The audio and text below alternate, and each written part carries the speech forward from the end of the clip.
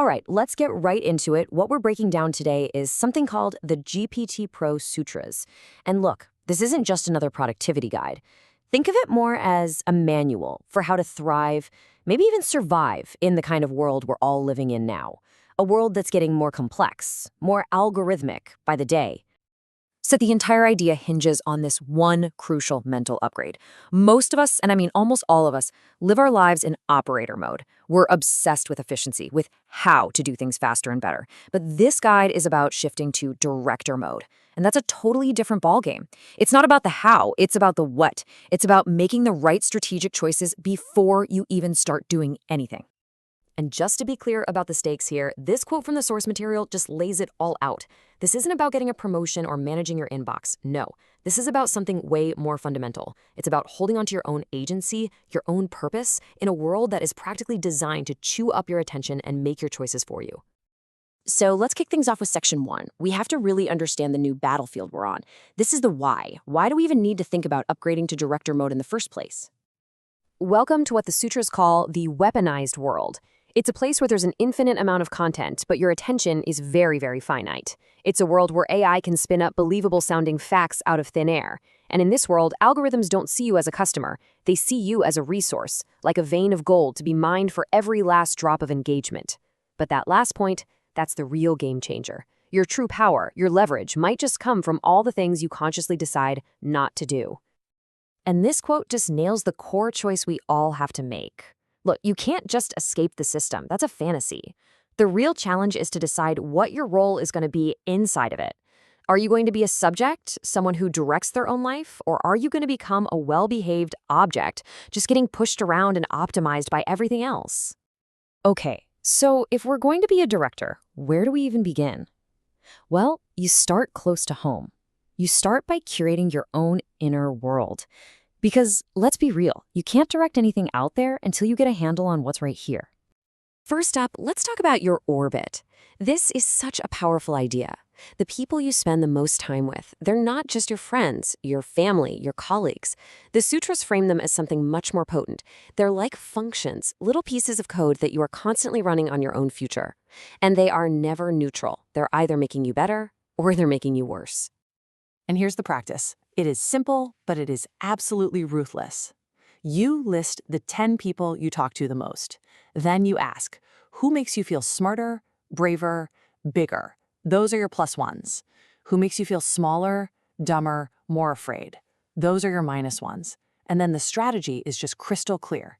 You pour your energy into the plus ones, and you strategically create distance from the rest. Now, once you've looked at the people around you, it's time to look in the mirror. This quote right here, it's a gut punch.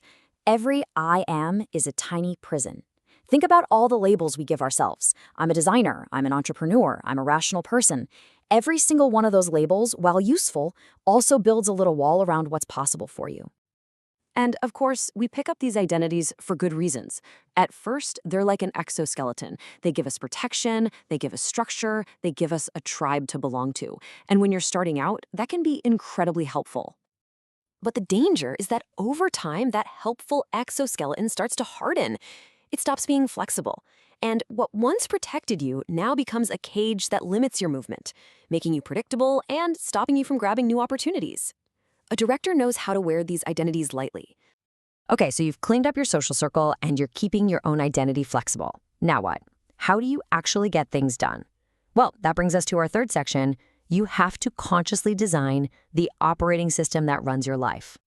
And this is a huge distinction. We all love goals, right? They're inspiring fantasies about the future. But a system? A system is totally different.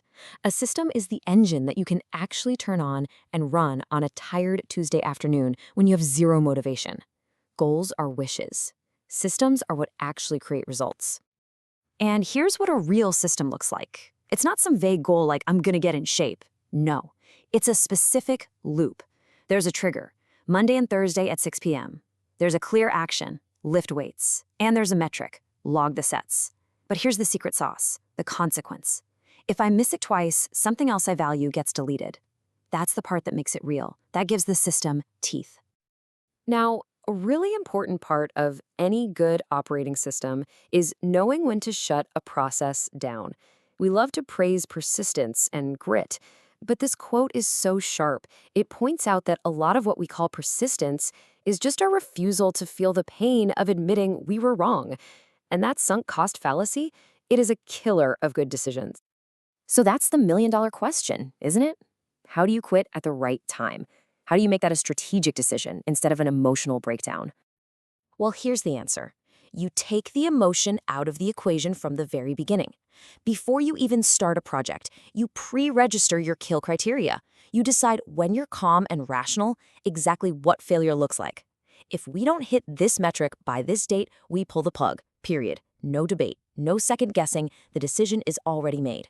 It is an incredibly powerful tool for discipline. All right, we're in the home stretch. In our final section, let's look at the actual tools a director needs to wield to navigate this world we've been talking about. We're talking about taste, narrative, and technology itself. First, I want you to really understand this number, 0. That's the new cost of creating totally plausible content.